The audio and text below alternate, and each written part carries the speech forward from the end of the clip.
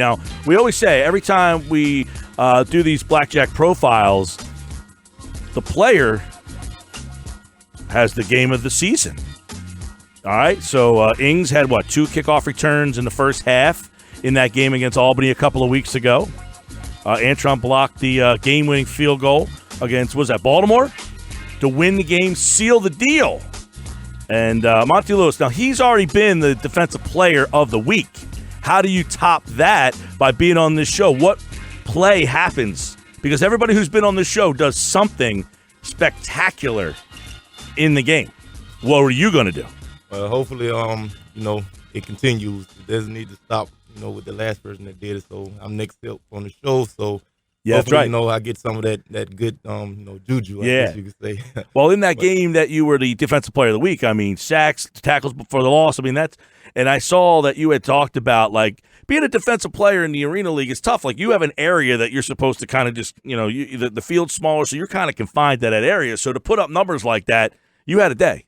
Right. It was definitely, one of my best performances I've had since I've been in the Arena League. But, it was great energy, from the fans. Everyone was excited to be at home. And, we wanted to give the crowd, a good show to keep them coming back because, if we play good out there on the field, the fans will continue to come and support us. So I'm going to try to replicate that again this week. And being that Philly is right down the road and, a lot of people, have known the Philly team for a while, we definitely want to put on a good show for the crowd coming up. Yeah, they actually used Boardwalk Hall as a home building one time a couple of years ago. And, they had a very good crowd for that game, which was kind of the kicking off to bring this team, the Atlantic City Blackjacks, here. They brought the soul here. They played against Vegas and had a nice crowd. And then, Jaws decided, hey, let's bring a team to Atlantic City because of that. But the fact that, you're playing against Philly, it should be a good crowd. And you got 4th of July weekend. You got all these people in town. But you guys have been on a 4-game road trip. It's got to be nice to get home. Oh, definitely, man. It's hard enough, to win a road game, but to be on the road for 4 weeks straight, we're just excited to be back home. Yeah. We haven't been here in a while. So what is that like? To let the fans in a little bit on, you're on a 4-game road trip in the Arena League, and a lot of these are closer. There's some bus trips there, but, the bus trips aren't easy, and being home and having to leave and having to get ready to prepare, packing all the time. Give the listeners a little insight on what it's like being on a 4-game road trip. Well, it kind of gets you a little bit out of your element, your normal schedule that you have at home. Like, guys are routine players, and, you get used to doing things at a certain time, a certain way. When you're at home, you're a lot more relaxed, and, you're not rushed.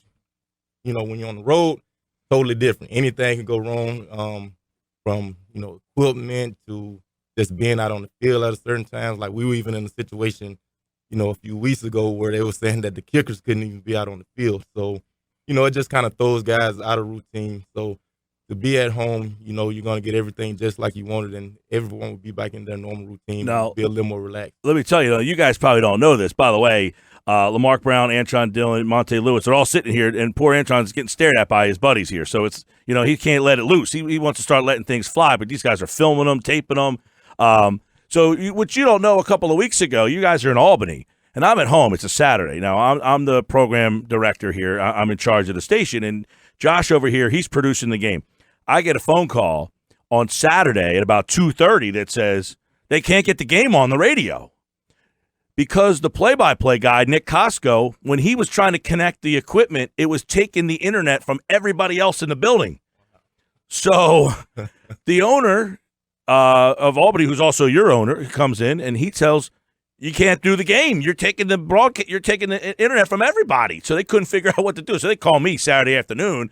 I'm sitting there having a cold one, What do you want me to do? So these are the things on the road that go crazy. Like, just crazy that you're in another team's building and their internet was all out of whack. So we figured out a way. You know who did it? Coffee got it done. Coffee had some crazy connection through his laptop, and they did the game like through Facebook or something. And I was in the car listening to the game. It sounded great. But these are the things that happen on the road, right? All the time. You never know what's going to happen. Yeah, it's nuts. But so give us a little background on you. It's cool. Like, you were with the Redskins in 2012. Just kind of talk a little bit about that experience, because I think it's very neat to hear about all the stops that you guys have to get to where you are today, because it really shows the passion and love that you have for playing, but to get that taste of being at the NFL level. Right. Well, I graduated college in 2011 from Jacksonville State University, and I actually signed with the Redskins right out of college as an undrafted free agent. So I was there with them 2012 season through the preseason. And travel's a little different. Yeah. Travel's a lot different. You have private jets and everything like that. So it's a lot different, but the experience was great, man. It was something that I never really dreamed of, and to actually be out there, on that field with those guys, and some of these guys were guys who I had watched growing up, and to actually be out there in the huddle with these guys. 2012, was that like Portis? London Fletcher. Oh boy, yeah, London Fletcher, man. He's one of the most intelligent guys I've ever met and had the chance to be in a huddle with, man. It's crazy the way this man prepares for games and the stuff that he does on and off the field. So just a great experience to be around some of those guys who have been doing this for a while, and to be able to learn. Unfortunately, my stay there wasn't as long as I would have liked, but just to be there was very something special. Yeah, and then he played in the Canadian League for a little while. Right. So I went to the CFL after I left. What's that like? It's interesting. Yeah. Similar to the outdoor game here in the States, but the rules are a little different. As far as like me as a lineman, we have to be a yard lined up from the ball. So, which is similar to the arena game. Well, kind of, I guess, in a way. You have to cover a guy, right? Yeah. So in the CFL, there's a yard line of scrimmage, like a yard between me and the ball.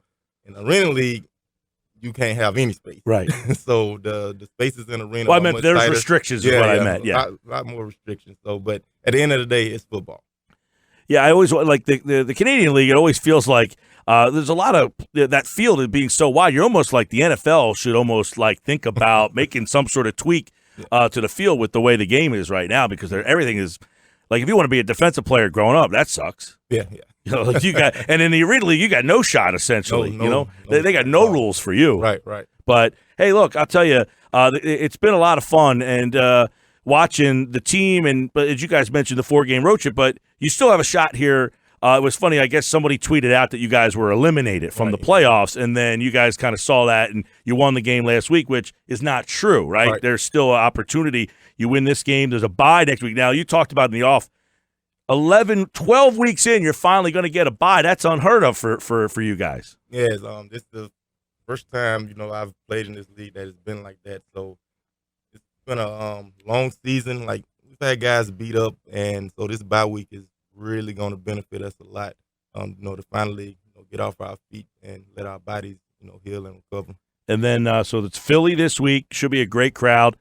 Bye week coming up, and then Baltimore, who you guys had a couple of tangos with so far. Yet, you know what I found interesting in the schedule? I love Baltimore. I love driving to Baltimore. A lot of cool places. They've come here every time. You never went there. And you've gone to Washington, and they never came here. Right. You got to go to Baltimore next year. Someone's got to say, we need to go to Baltimore next year. Baltimore's a place to be. You don't like Baltimore? No, I like Baltimore. I played there last year. You played there last year? Did you like it? I mean, if you're in the wrong spot, okay, all right. Yeah, if you're in the wrong spot, like, I don't recommend walking down to like the Lexington Market or anything on a regular day, but go down to take a boat ride in the harbor or something. I don't know. I like Baltimore. There's some cool places down there. But hey, Saturday night, it's 7 o'clock, Boardwalk Hall, Atlantic City. The Soul are in town. Who's Jaws rooting for? That's the question. Yeah, that's the question. Right? He's got tweets going out nonstop right now. I mean, he's a little conflicted here. We'll see what happens.